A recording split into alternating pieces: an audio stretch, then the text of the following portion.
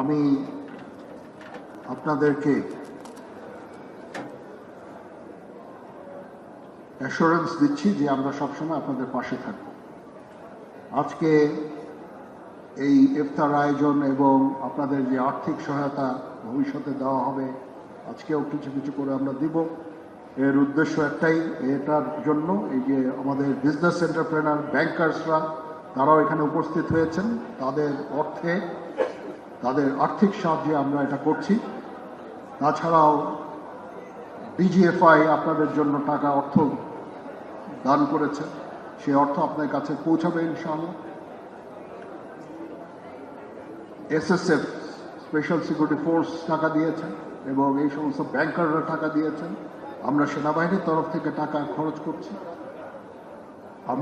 আমরা আজ পর্যন্ত 4200-এর উপরে আহতদের চিকিৎসা আমরা দিয়েছি এবং দিয়ে যাচ্ছি। আমাদের এই সাহায্য সহযোগিতা, সবার এই সাহায্য সহযোগিতা সবসময় জারি থাকবে ইনশাআল্লাহ। আমরা চেষ্টা করব আপনাদের একটা রিহ্যাবিলিটেশনের জন্য, সেদিকেই ইনশাআল্লাহ আমরা চেষ্টা করে যাব এবং এই আর্থিক সাহায্য সহযোগিতা সবসময় আপনাদের প্রতি আমাদের জারি থাকবে ইনশাআল্লাহ। তো আপনারা কখনো মনোবল হারাবেন না, মনোবল হারানোর কিছু নাই। আপনারা জাতির কৃতি সন্তান, আপনারা এই দেশ এবং জাতির জন্য অনেক কিছু ত্যাগ করেছেন। আমি আপনাদের অভিনন্দন জানাচ্ছি, আপনাদের প্রতি কৃতজ্ঞতা জানাচ্ছি এবং আপনাদেরকে